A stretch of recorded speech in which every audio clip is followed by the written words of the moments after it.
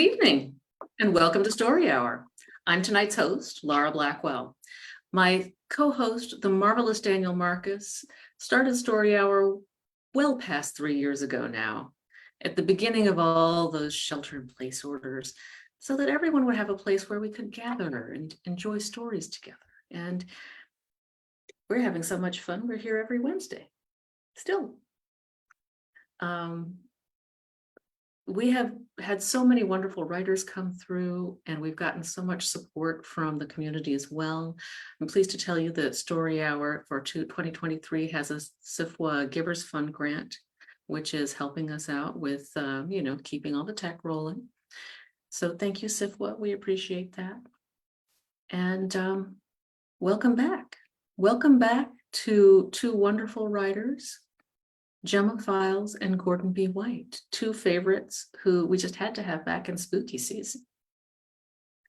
And folks, if you can, please listen to what we have to say about some special nonprofits, because you may not, whether you can do anything for them right now or not, you can always learn about them, which helps. First of all, sounds like SAG-AFTRA is still striking. And Yes. since SAG-AFTRA entered that in solidarity with the WGA, which is settled, we'd still like to support them as they supported us. I'm not a WGA member, but obviously I have a vested interest in making sure people can support themselves as writers. And I think that all artists deserve that. So let's support SAG-AFTRA by supporting the Entertainment Community Fund, which is actually the oldest union, workers union in the US. And that is at entertainmentcommunity.org. We also have two nonprofits brought by our fine readers tonight. Those are the Autistic Self-Advocacy Network and the University District Food Bank. Gemma Files is reading for Autistic Self-Advocacy Network, ASAN. ASAN believes that the goal of autism advocacy should be a world in which autistic people enjoy equal access, right, and opportunities. Pretty reasonable. ASAN works to empower autistic people across the world to take control of their own lives and the future of the common community, and to seek to organize the community to ensure that autistic voices are heard in national conversations about autism. Nothing about us without us. You can learn more at autisticadvocacy.org. Gordon B. White is reading for the University District Food Bank, which is preventing hunger in Northeast Seattle neighborhoods. Each week, more than 1,300 different families receive the groceries they need to prepare nutritionally balanced meals at home. The food bank tries to provide unsheltered customers with ready-to-eat foods when they visit the food bank. The home delivery program reaches almost 400 homebound customers every week, and the backpack program at 14 nearby schools provides almost 550 kids with meals and snacks for the weekend when school meals aren't available. You can learn more at I made a typo in this, but I believe it is udsdistrictfoodbank.org, but I'll make sure I check that before I drop it and YouTube, and then everyone can check it out. So welcome to Spooky Month on Story Hour. If anybody on Zoom can chime in on the text chat. If you're on Facebook, hi, sorry, I'm not monitoring this as closely, so you behave, because it's Spooky Month. You know what might happen to you if you don't. And we're ready for our readings. Okay. Yes. Formerly a film critic, journalist, screenwriter, and teacher, Gemma Files has been an award-winning horror author since 1999. She has published 7 collections of short work, 3 collections of speculative poetry, a weird Western trilogy, a story cycle, and a standalone novel, Experimental Film, which won the 2015 Shirley Jackson Award for Best Novel and the 2016 Sunburst Award for Best Adult Novel, and a permanent place on my bookshelf. The best one, the one by the bed. Mine too. You too, Daniel? Yeah, got it. It's a wonderful book. Wow. Excellent. Her book In This Endlessness, Our End from Grimscribe Press won the 2021 Bram Stoker Award for Best Collection. Her two latest releases are Dark is Better from Trepidatio and Blood from the Air, also from Grimscribe. Gemma, welcome back. Yeah, really great to be here. So the thing I'm going to be reading tonight is from an anthology called Enter Boogeyman, which strangely enough is about boogeymen. It just got funded on Kickstarter. So I'm very much looking forward to seeing it be unleashed on the world. And the story is called Only Children. This morning, I woke up blind, face down. I emerged thrashing out of a nest of ghosts. Outside, it was blowing snow. Inside, the windows were condensation frosted and dripping at the base. The dehumidifier blasted. I got up, peed out all my juices, then drank 2 huge glasses of replacement water, the daily cycle. Lights on everywhere, burning through the night. None of yesterday's chores done. I loaded the dishwasher, started it up, loaded the washer dryer and did likewise. This whining uterine churn and slosh against metal walls. I don't know if it's the level best way to start a day, but it's mine. Busy work does distract from fear, though, if nothing else. And on some level, I'm still afraid. On some level, I'm always afraid. Everyone who has a kid knows about that. Everyone who ever was a kid knows about that. No matter where you live, anywhere around the world, there's a story that gets told about something coming to take your kids. Google that shit if you don't believe me. In Algeria, it's Hawa, his body composed of different animal parts and eyes like blobs of flaming spit, plus a long, dragging coat made from the clothes of all the children he ate. In Germany, it's the Butzemann, both noisy and faceless, a cloak-wrapped corner darkness dweller that jumps out to attack kids who stay up past their bedtime. In Spain, parents sometimes give their naughty children away to the hombre del saco, while in Indonesia, bad mothers and fathers get theirs taken by Wewe Gombel, who keeps the kids safe in her nest and leaves the parents to waste away without them. And then there's the Haitian Met Minuit, an incredibly long-legged specter that walks around scooping up anyone still roaming the streets after midnight. Nobody knows exactly what he does with them, but since they're never seen again, it's probably not so great. These are all boogeymen, I tell my son. That's a very specific kind of monster. Boogeyman, like boogeyman, bug, boggart, boggledy-bo, he agrees. Bug's probably the oldest. It's from like Anglo-Saxon times, just means something scary. That's right. And they all eat kids. Sometimes they just steal them, but only kids, right? Right. My son loves monsters. He takes them very seriously, just like I do. So he takes a moment, thinking long and hard before he asks the next question. How old do you have to be before you're not a kid anymore, Mom? Ask your dad, I want to say, but don't. Answering instead, legally, up here, you're an adult when you turn 19. That's when you can drive and vote and drink. But I think you're probably not a kid once you're a teenager, personally. I mean, you can have sex when you're 16, right? With another 16-year-old. Ugh, as if. So 12 then? Pretty sure. You kind of need to be more than sure, Mom. Well, I agree. I smile. That's what the monster drills are for. When I was 8, there was a friend of mine who knew everything, or seemed to. I think we've all had a friend like that, probably. He was small, skinny, never at school. He only came around when the parents weren't there, outside usually, on the playground, at the park. We had a great set of parks around where I grew up.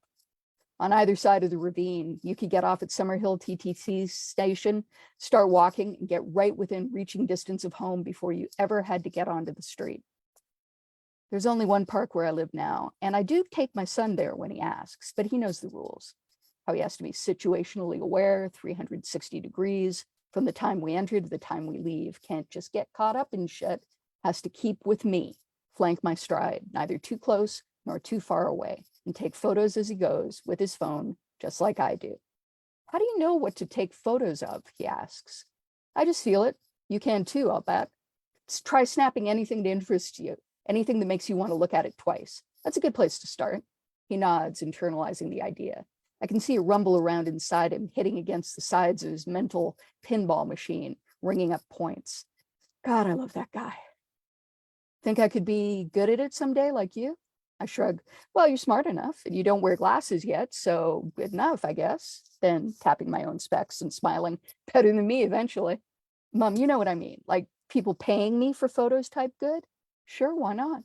It's more about luck than anything else. Being in the right place at the right time, or the wrong one. What? Don't worry about it, baby. Go run. I hold back, watching him, tracking him with my lens, thinking about that friend of mine from when I was 8 again, the same way I so often do. How I could never quite determine what he looked like, aside from being so thin, like his face was just blurred. A vague smear of pink on beige, even in the most direct sunlight. He had eyes, obviously, since I recall how sly they were, how they slid away from mine in a manner both flirtatious and unreliable. He had a mouth, always quirked and smirking, lips pulled back over narrow teeth, but what color his gaze was, whether or not he had braces like M or a widening gap between the front bottom two like Peter, to this day, I don't know. Not even if his hair was dark or dark blonde, as my hairdresser calls mine, even though it's straight ass brown and always has been. An impression of a person. That's how I remember him. He was good at that, even close up. Better than other things I've seen trying to do the same thing since, by far. Because yeah, my son's right. People do pay me for my photos. Well enough to keep us in a nice little 1-bedroom downtown, at least with his dad chipping in on child support. We came together quickly in university and blew apart just as quick, though less explosively than my word choice makes that sound. It doesn't matter much. I always knew I'd have a child one day, more likely a boy than a girl, according to some strange inkling in the pit of my mental stomach. So I guess my son's father was just a means to an end in some ways, but it's not as if I didn't say I loved him at the time, and not as if I didn't mean it. I just didn't really know what love was yet. That only happened when our kid was born. My kid. Mine. I don't talk about monsters with my ex. He doesn't believe in stuff like that.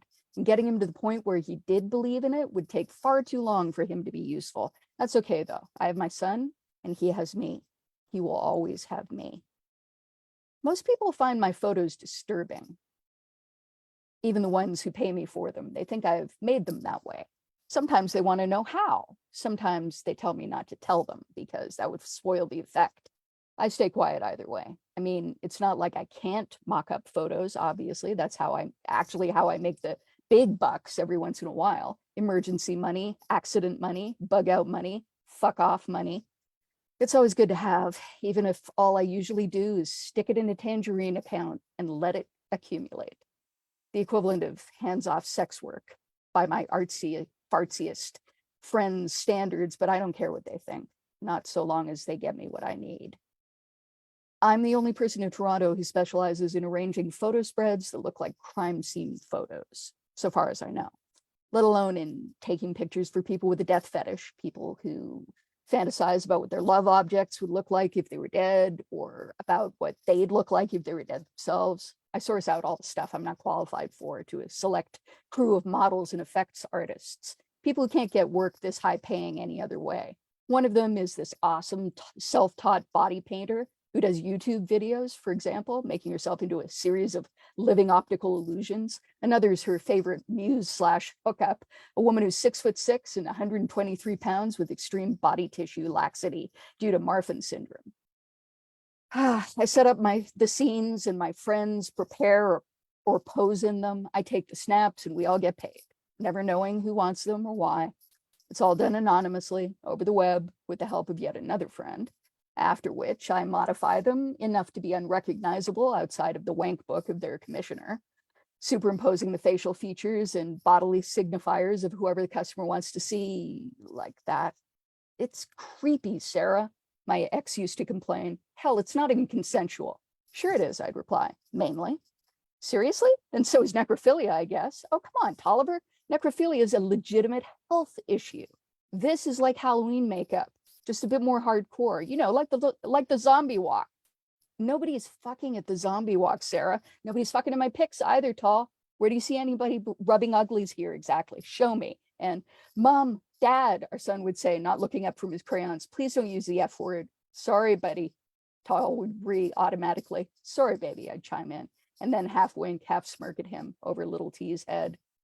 Yeah, we made a pretty good team once, all three of us. Still are on occasion. But Tall was right to get out when he did in the final analysis, by which I mean while he still could. He always deserved somebody just a little bit nicer than me. Here's one from my latest show, Where They Didn't Find Her. Long shot of a completely different dump site.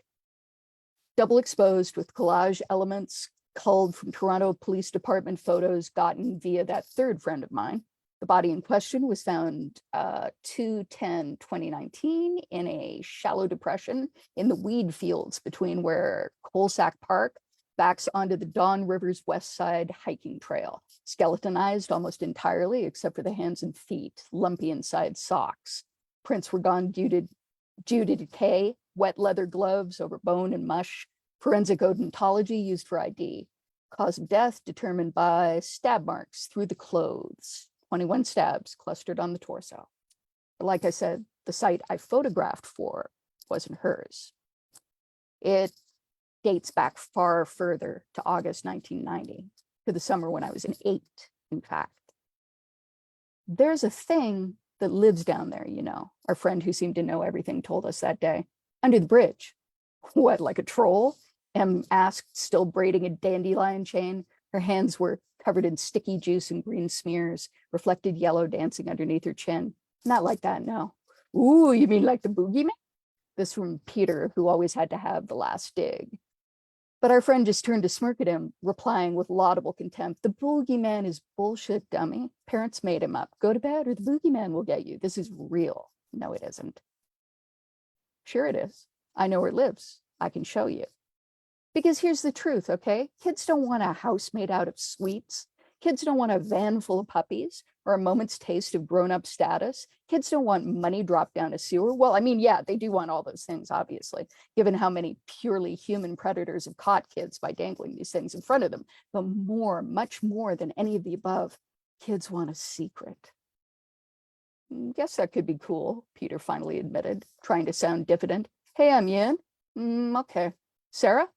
They all pivoted to look at me then in the bright sunlight. It was a hot day, not just August, but late August, the grass around us buzzing with activity, our clothes scanty as we could get away with and still wet to our skins, blood warm, twisting uncomfortably closer every time we moved.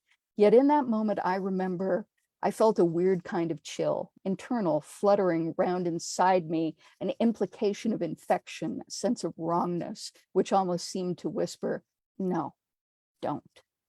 I can't, I said. I have to get home. And I didn't, but there was something about that kid, is all I can think. Even after all this time, there always had been, like a rattlesnake lazing in a cool burrow, fascinating mixed with dangerous in just the right balance, so long as you knew not to get too close and when to back away. I watched the others go, and then I went to the library and I read until 6, and then I went home. And in the morning, I went back to school, and those kids weren't there. They never were again. They never came back. I got my first camera earlier that summer, one of those throwaway ones from the drugstore counter, the kind they sold to tourists. Took a lot of snaps with it, clicking and clicking till it wouldn't wind forwards anymore. And then I kind of forgot about it, aside from the blister I'd raised on my thumb.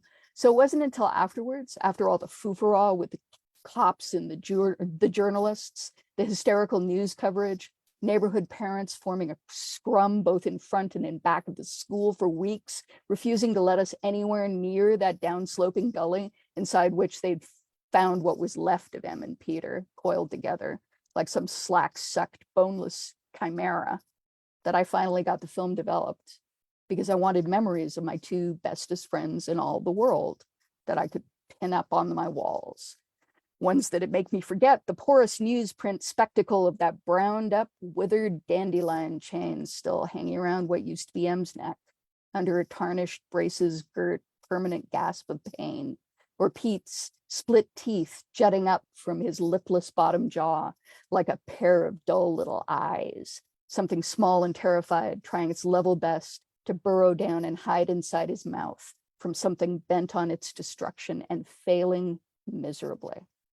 All the photos showed us in the park like usual, no surprises there, except for the last one, in which another figure could be glimpsed crossing up from the ravine towards us using the path that led down under the bridge. A thin figure, backlit, small enough to be another child, skinny limbs, face blurred as if someone had scraped a nail across it, trying to erase the features, and all of it swirled together into what wasn't quite a lens flare halo, more a blob of darkness, gradually dimming until whatever resemblance it had ever held to a human being simply disappeared, until it began to drip downwards into the ground, eddying like smoke run backwards, like 5 different kinds of equally bright paint in water, muddying inevitably to brownish black. I still have that photo. I keep it in a safe deposit box under little T's name. But it doesn't matter who has it, really. I know what it means, what studying it taught me, which means I can recognize the effect in any photo I take now. And so can he. I've made damn sure of that. Tolliver isn't the most observant guy in the world, but even he could see something was off when he came by to pick up little T for their weekly used bookstore crawl. "You look kind of walloped, sir," he said, low but frank. "Listen, do you want me to take him for the weekend? I could even do the week if you wanted. It just seems like you need some rest." I couldn't tell him he was wrong, but I couldn't tell him what was wrong either. I could hear T bustling about in his study nook-turned room, picking out completed books to try reselling. The noise somehow sickened and reassured me all at once. "No, Tall, thanks, but we've got a special day tomorrow. I've just had some late nights planning it. Seriously, I'm okay," I emphasized when he looked dubious. "We'll both be." Inside, I winced at how that had come out, bracing myself for Tall to say something like, "Wait, you'll both be okay? Is there some reason he might not be?" But like I said, not the most observant guy in the world. Or maybe he was going out of his way to show he trusted me. I don't know. It isn't important. All that matters is that he sighed, nodded, and didn't ask to look at the photo print I'd been spasmodically turning over and over in my hand. He just took our son and left.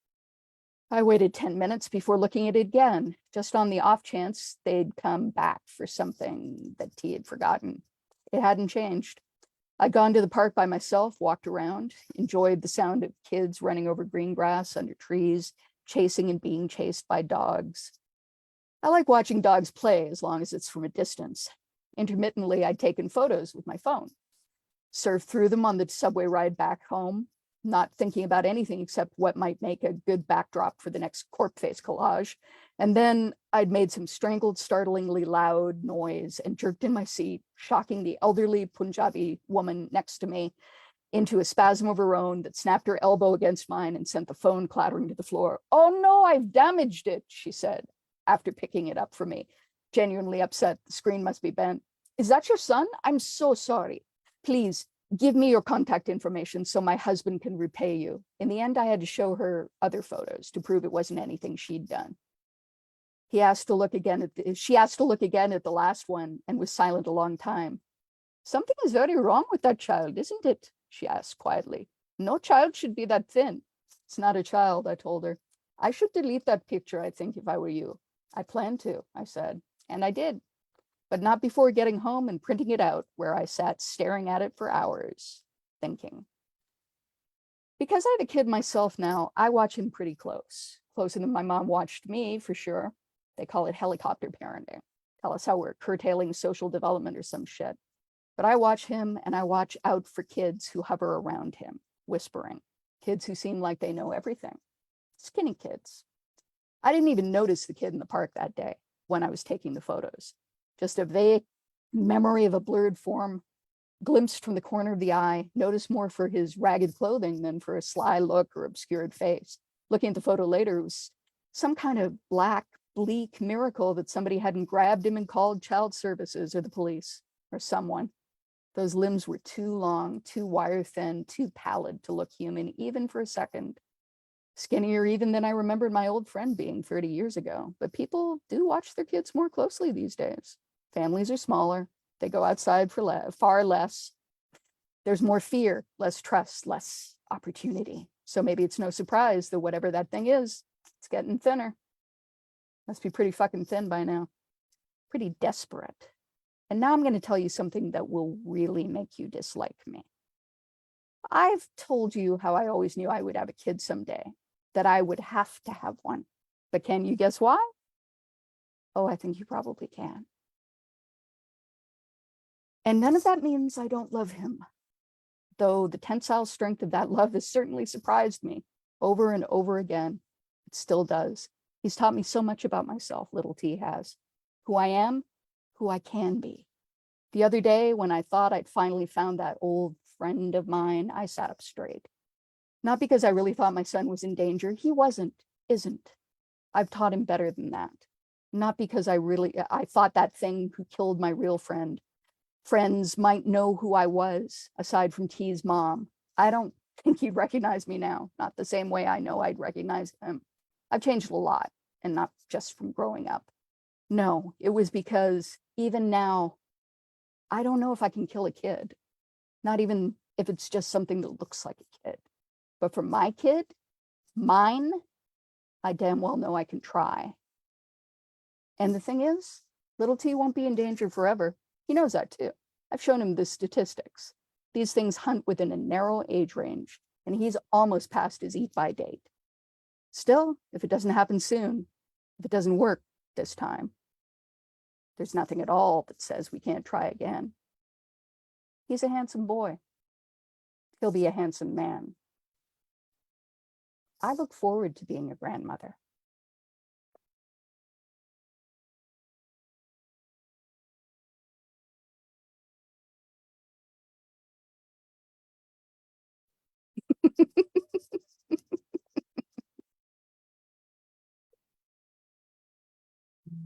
Gemma, I'm so sad that I missed this Kickstarter. Please tell me they're going to keep selling the book. Oh, they're definitely going to keep selling the book. Okay, Yeah, good. absolutely, Because yeah. I went over and looked at it, and it's got Ramsey Campbell and Gwendolyn Geist and John Langan. It's Just a great bunch of lot people. my favorites. That Stephen King guy I hear so much about.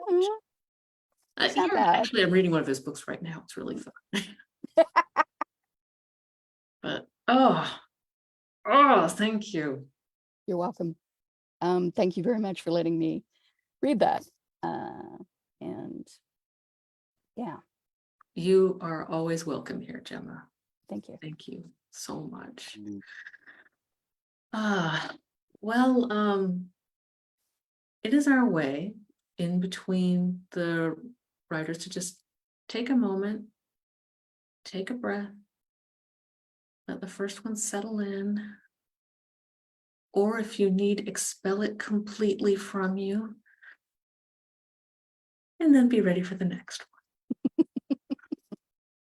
Thank you very much, Gemma Files. Thank you. Our next reader tonight is Gordon B. White. Gordon B. White is a Seattle-based author of horror and weird fiction, as well as a finalist for both the Shirley Jackson Award and the Bram Stoker Award. He is the author of dozens of short stories and several novellas, and his second collection of short fiction, Gordon B. White, is creating haunting weird horrors with the S in, oh, please hold that up when the camera's on you, because everyone's got to see this. The S is in parentheses, which is really cute because, you know, the title story is not plural, but I love that. Punctuation is exciting. Sorry. That collection was just released on October 13th from Trepidation Publications. You can find him online at gordonbwhite.com and on most social media as Gordon B. White. Gordon, welcome. Hello, thank you for having me. It is our pleasure. Thank you so much for coming to read to us on Spooky. In Spooky. I have a little guest reader here. It was probably not going to be too helpful. That's fine, but we'd like to have the guest reader introduced and get a good look. This is Saucy. Saucy, say, look at the camera. Oh, almost. Oh, Saucy. Almost. Yeah, we're gonna let her stay on the floor where she's more comfortable. Yes, thank you. My collection just came out last Friday. I don't have an actual copy, but I have the cover here, which is this. Gordon B. White is creating haunting weird horrors. As you noted, the S is in parentheses because the title story, which is the first one I'm going to read tonight, is singular. So I'm going to read you 2 flash pieces tonight, and I guess I am going to have a dog on my lap as I do it. But I'll go ahead and I'll jump right in. So this first one is the title story of the collection, which was nominated for the Shirley Jackson Award and has been translated into Spanish and Chinese. So it's making its way around the world. But this is Gordon B. White is creating haunting weird horror, singular. You've enjoyed a few of his stories, and you follow each other on Twitter. So when you see that horror and weird fiction author, Gordon B. White, has started a Patreon, you think, sure, I'll throw him a couple of bucks. You pick the $7 tier, postcards of lesser-known haunted houses, thinking it might be a lark to get a picture and a microfiction each month for your modest contribution. You missed the first month's mail drop, but it's just $7. In fact, you've forgotten about it until the next month, on the 13th, when your first perk arrives. A 3.5 by 5 postcard, postmarked in Seattle with a forever stamp from the USPS's Spooky Silhouettes line. This one with a happy and sad drama masked ghosts, framed in an orange foil window. It's kitschy, but the picture on the front is just a normal house. Craftsman style, 1 story, blue siding, red door, white curtains. The picture was taken at dusk, but the walkway lights give it a vibrance. In a cramped hand, in blue ink, the back reads, 1247 Sawtuck Road. Haunted by a boy with the face of a stillborn Janus kitten and scissor blades protruding from under his eyelids. When he cries, he goes, snip, snip. He is more often heard than seen, but whisker clippings are common in dusty corners or matted into unattended hairbrushes. That's it. Not without its creepy charm, but for $7? Inside, you leave it in the mail pile with the bank statements and explanations of benefits that you tell yourself you'll read, but will really just throw away next month. You forget about it there, the postcard, the boy with the kitten faces. But that night, you wake from dreams of soft blade sounds and the sensation of thick hairs falling across your face.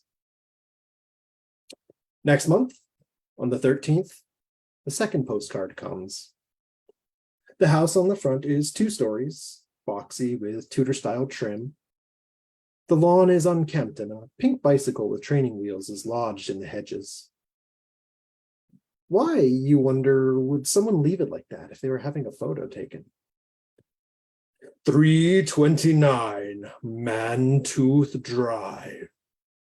A ghost of a bird resides in the attic. A ghost of a mouse in the pantry. A little girl with a mouth like a dripping bloom of wilted carnations haunts them from 3 a.m. until dawn. She doesn't like to be looked at. Preposterous. What are these? Repurposed tweets? Still, when you take it inside to throw it away, along with a card about the whisker clipping ghost, you can't find the previous one. You set down 329 Mantooth to look through the pile. But when you turn back, the new postcard is gone, too. All night, you're sure you hear scratching in the cabinets.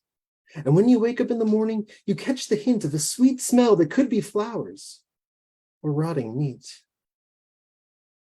Or just your imagination. You cancel your Patreon pledge. You're not scared, of course, but these dribbles aren't worth $7. That's the reason.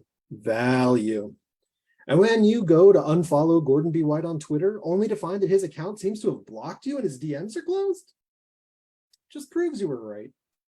Nothing worse than an artist who doesn't take at least some small personal interest in his followers. But next month, sure as the full moon, the 13th arrives, and with it, a postcard of an old Victorian crumbling outside, the photo taken from behind rusted gates. 14 Continental. The final owner left 3 severed heads from bearded men on a closet shelf. Radio speakers in each one's mouth. They've never made a sound, but sometimes they appear in inappropriate places, eyes rolling left to right like a dial. The refrigerator is a typical hiding spot on hot days, the oven on cold. Well, you throw this one in the trash outside, but even so, you hesitate before opening your appliances to make dinner. Instead, you order out for Thai, and while you wait for the delivery, you contact Patreon support and also confirm with your credit card company that the charges have stopped. You haven't made any contributions in well over a month. But 30 days later, 1415 West Cherry. This house is fine, except for one step, which is heard on one stair at 1 o'clock every morning. Children say if you stand there when the clock strikes, you can see old Lady Winter coming. Adults, however, know you will die. And on, 765 Warwick, with its Confederate general, who can find neither his boots nor his feet, cursing the medic that cut them off. 198 Chesham, with a young maid stitched of spider silk wedding veils who hides in cupboards, desperate not to be married. 250 Hampton, and the family, the whole family, tangled like a knot, rolling behind the walls, all of them still coming and coming and coming. Despite your best efforts, the stupid little made-up ghosts infiltrate your dreams, scratching and crying and prowling through the night until they threaten to spill out into the daytime hours. The scent of crisping beard hair when your oven preheats, smeared lip print streaks across the foggy bathroom mirror, impressions like cat's feet across your comforter, but with too many toes that are too long and thin. You haven't even opened the bedroom closet in the 2 weeks since it dawned on you that you've never even owned a hat box, much less that red one with the lid so loose that when a large truck drives by, the box trembles and whispers. Then the card without a stamp arrives. It has no postmark, of course, no indication it was sent from the safe distance of Seattle. It is only an exterior photograph of your home. There you are, wearing yesterday's clothes and frowning, framed in one window, while the other window, though empty, somehow feels full of gleeful malice. But is that a shape there in the shadows, in the bushes just beneath it? You know the address. With sinewy fingers stained blue, he pried the window open and crawled inside. Would he hide under the bed? In the hatbox's closet? The crawl space? He waited in darkness, yes, but not alone. For months he'd been sending his friends ahead to meet him there, until the beams were rotten with ghosts and nightmares grew like black mold in the walls. They would live here forever. Shaken, you go back inside, turning on all the lights. And there's your laptop, sitting on the living room coffee table where you certainly didn't leave it. Its screen is dark, waiting. As you lower yourself onto the couch, the floorboards bend beneath you and their knotholes open like mouths to groan. The air is thick. Your cheeks are flushed, breathing labored.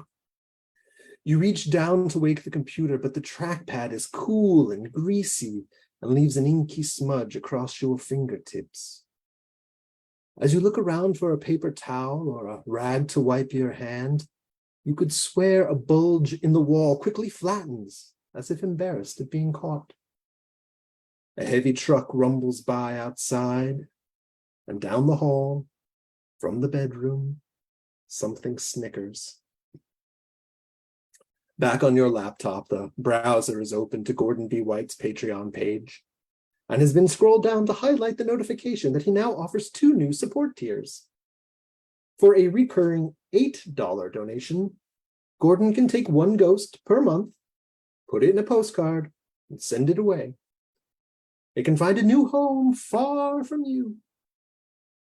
However, for a single, much larger payment, he'll take care of all your ghosts at once. He'll put them into a single story and send them out into the world to haunt other readers, wherever they may.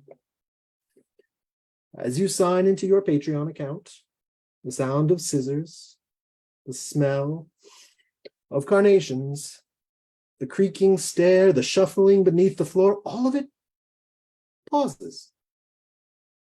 They wait for you to enter your credit card information.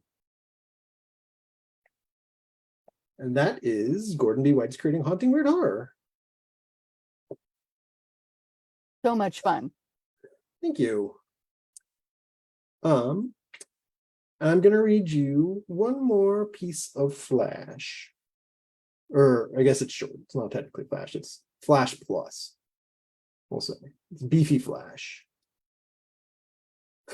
I guess that's my nickname in high school, but it wasn't. Anyway, it's a Gordon pun, but okay. Anyway, this one is called A Song Like Laughter. And as far as content warnings go, this one has oblique references to domestic abuse, although nothing graphic. A Song Like Laughter.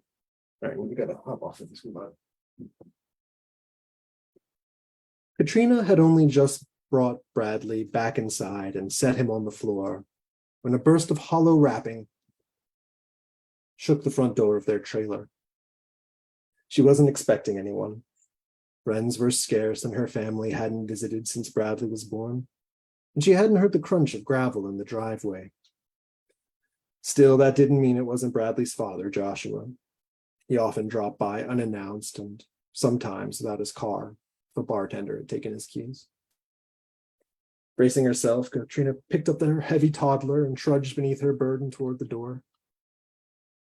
Even as she crossed the meager distance, another volley of knocking cracked against the thin door, and Bradley wailed. As she rocked him, Katrina stared at the broken tail of the chain lock that Joshua had shattered last month. Not for the first time, Katrina wished she'd gotten around to fixing things up. "Who is it?" she called. "It's me," replied a voice that rose and fell in sing-song inflection. It sounded male, mostly, but the enunciation and the intonation vibrating through the thin particle board were unfamiliar. "Come on, darling," it sang again. "I don't have all day." Katrina unlocked the door and slid it open just enough to peer through the crack, but there was no one waiting to meet her gaze. The yard and driveway were empty too. She opened the door a little wider. "Hey, down here." An enormous gray and white bird squatted on the steps. Its head reached her hips, and from the tip of its hooked black beak to the end of its flight feathers, it was almost as long as Katrina was tall. The snowy feathers on its breast burst against the thundercloud cowl of its head and wings. "I thought you'd never answer," it said. "Oh," was all Katrina could say. "Are you?" "Oh." Her knees wobbled, and the world fluttered as her vision dimmed. "Hey, the bird said. Be careful. The bird's sharp words embarrassed Katrina out of her shock. She rooted herself to the ground and held Bradley tighter. What are you? Katrina asked. She stared at the bird. What are you doing here? You know why I'm here, my dear. The bird's voice sparkled, dark and sweet. Our deal is done, and now I've come. Come for what? The bird cocked his head and blinked his bright yellow eyelids. From her angle above, however, it looked to Katrina as if he was winking. My son, of course. And he sang like laughter. As the bird sang, Katrina's mind flew away just a little. And when it returned, she was seated in the lawn chair, watching as the giant bird hopped around the yard. With its thick talons, it furrowed the ground, and then ran its scythe-like beak through the trenches. In Katrina's lap, Bradley strained against her arms, gurgling in wordless joy, as the bird raked and pecked at the earth. I'm sorry, Katrina said, waking up to her surroundings. But who are your son? Are you Joshua? She craned forward, looking for marks or scars that might reveal the man she knew, sometimes loved, buried beneath the feathers. The bird sang like laughter again. No, no. Do you really not remember me? She shook her head. My name is... And he sang a trill that no human could replicate. And when we met back... When? Goodness, how old is he now? Trill hopped toward them, pointing to Bradley with his beak. Bradley? He's 2? 2-ish. Trill stared. Katrina looked into his eyes, but found only her own reflection in the storm-black sheen. He's big for his age, she said, unsure of how to continue. She pinned Bradley's outstretched arms down and away from the bird's thick beak. And don't you wonder why that is? Trill asked. His father, Joshua, he's big too. My dear, Trill said, his voice lilting into a melancholy air. Do you really need me to tell you a story you already know? She nodded. The bird exhaled sharply, almost like a sigh. Then he sang, and the notes of his words flocked around Katrina, nestling her into a warm mosaic film. I was flying past one evening, skimming over the trees and into the purple horizon, when I heard you crying. The song of your sorrow was so sad and so bitter that I would have cried too if only birds had tears. I felt like it was raining, and even the earth's magnetic fields were being washed away. And so I had to land. And I circled down to perch in the tree outside your window. I was smaller then, you see, and I watched you, sobbing. And there was a man behind you who was screaming, squawking, and he circled you, pecking, looking for an opening.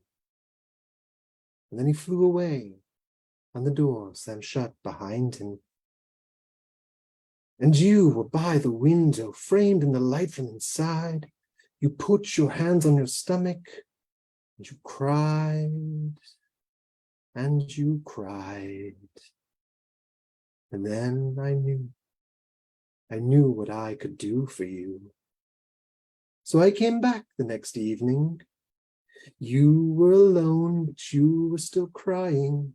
The air was heavy with salt, and the sound of glass inside your home was like a wind chime. I knocked on the door, and you opened it, and you were out of focus, your eyes blurred beyond tears. But when you saw me there with my egg, you said it was as big as the moon.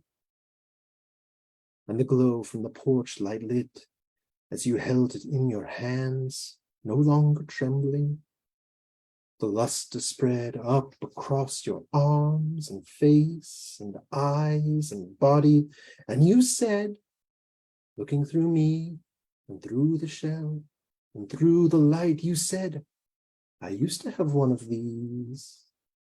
And I nodded. You might love me, you said, if I had another. And I nodded. And I folded you within my wings. And I told you, I said, you could have this one, but only for a while. You nodded. But one day, I said, one day I will come back for him. You nodded. And you picked it up, my still not born son, and you walked back inside. I watched through the window, watched you sitting there, pressing the vessel into your lap. You were holding the shell, just like you're doing now. Katrina found herself once again in the dark mirror of the bird's glossy eye. She didn't remember how she got there. I don't know, she said. It sounds familiar, but it seems... And she drifted off. As Trill had sung, the memories had built a nest around her.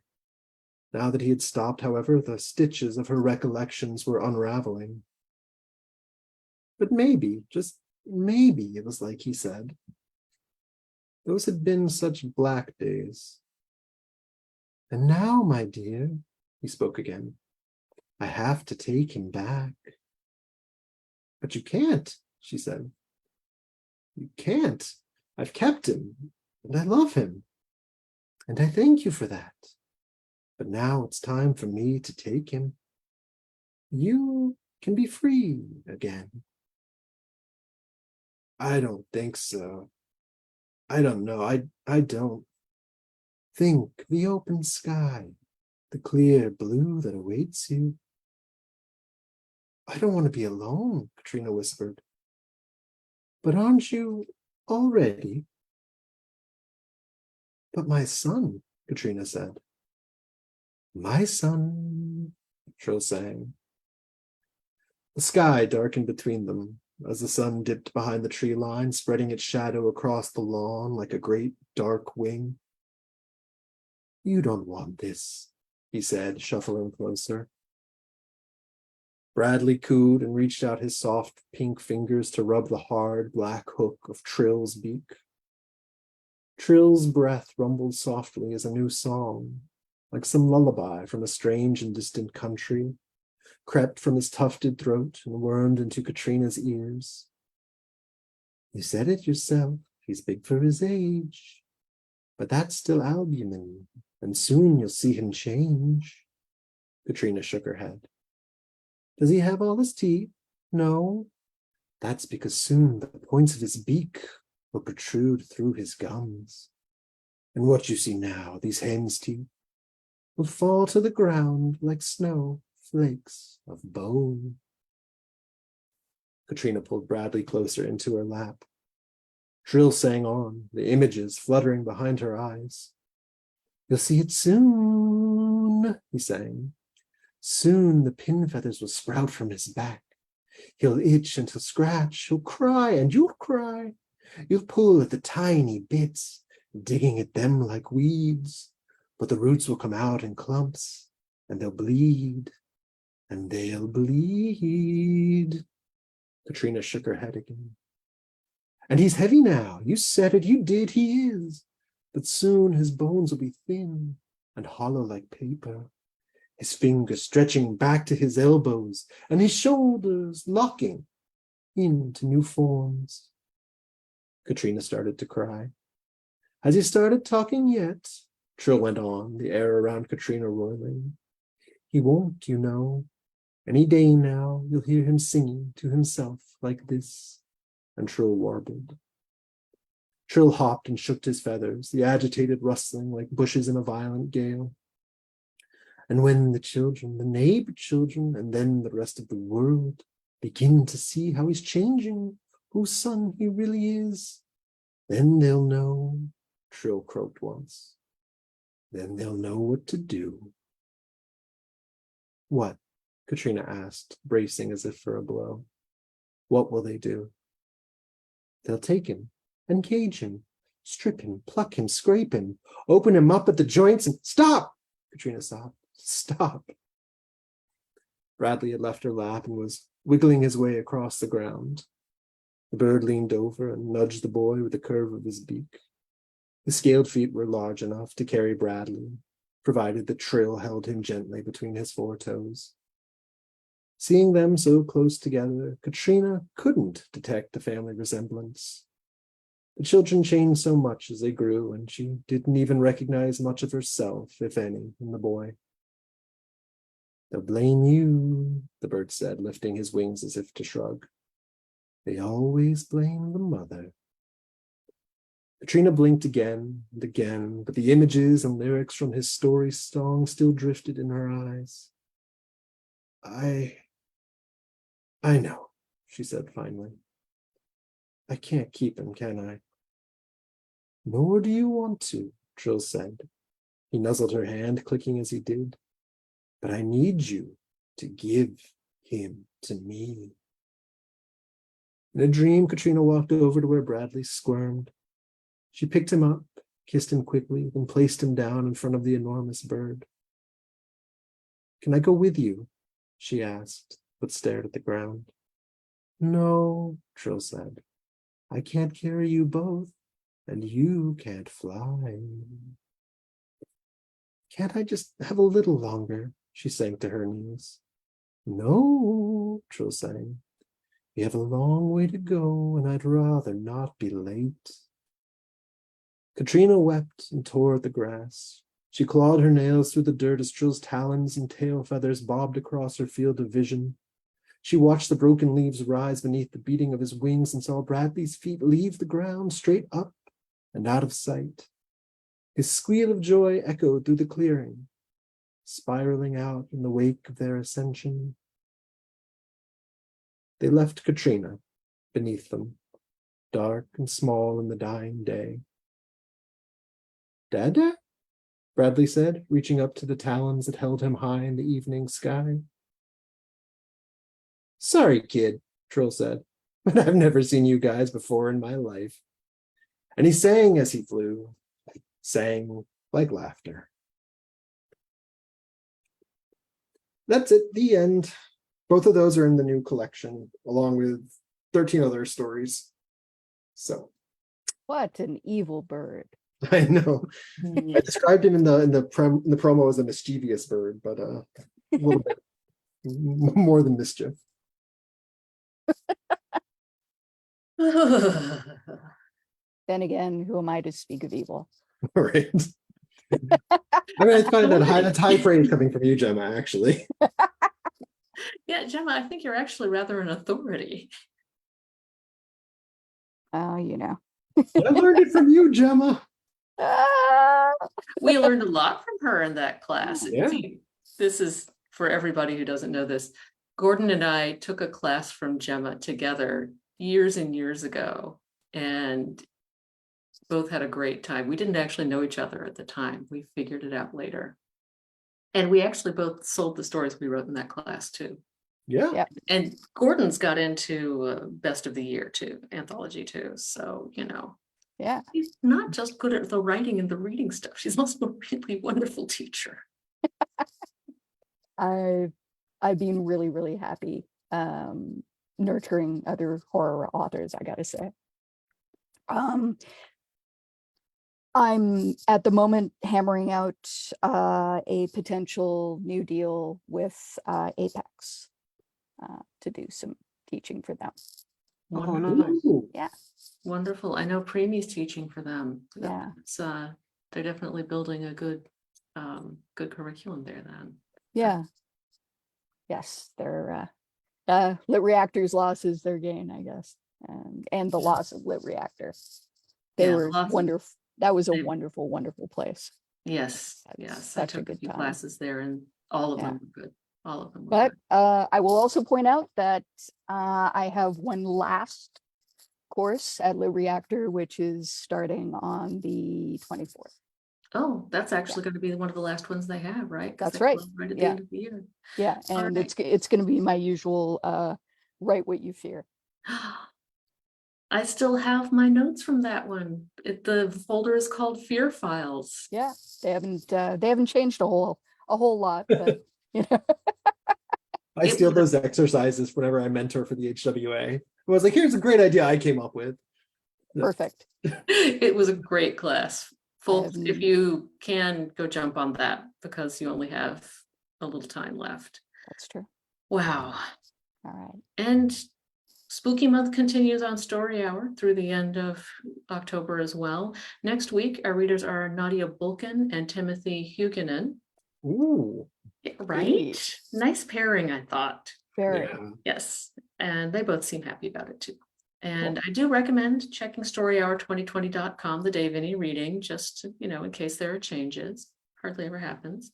And it's also just a good place to look ahead a few weeks and see Absolutely. what's going on, because there may be some story hours that you really have to be live for. But if that can't happen, you can always watch any programs you've missed. Watch this one as many times as you want on the Story Hour page on Facebook. It'd be great to fall asleep to. I highly recommend doing that. Exactly. Yeah, that's great advice, Gordon. Mhm. Thank you so much for having us. Yeah. Oh, This was Gordon- wonderful. Thank you. Gordon B. White, Gemma Files, thank you both so much. Yes, Daniel? And thank you as well to Daniel, without whom Yes. literally none of us would be here. And Okay. thank you to everybody who's watching. I see that there are a lot of people watching on Facebook right now, and I know there will be more over the next few days, and and probably until the end of Facebook. Perfect. Yes. All right. So, thank you, everybody. Good night. Thanks a lot. Good night. Thank you. Bye-bye.